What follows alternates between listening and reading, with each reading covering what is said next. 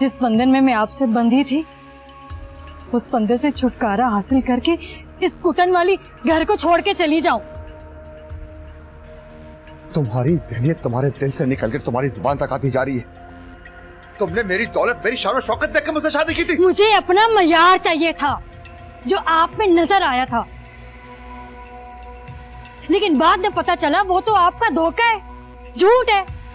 तो क्या मैं अपने धोखेबाज के धोखे से निजात भी हासिल ना करूं? अगर ये बात है तो ठीक है, ठीक है, मैं तुम्हारा ज्यादा वक्त जाया नहीं होने दूंगा।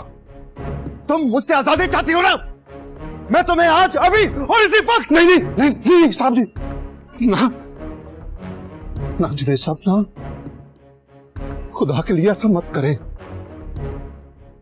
बस मेरी एक छोटी सी अर्ज सुन ले। जो काम कानून और शरीयत के तहत हो सकता है, उसे आप अपने गुस्से से क्यों कर रहे हैं?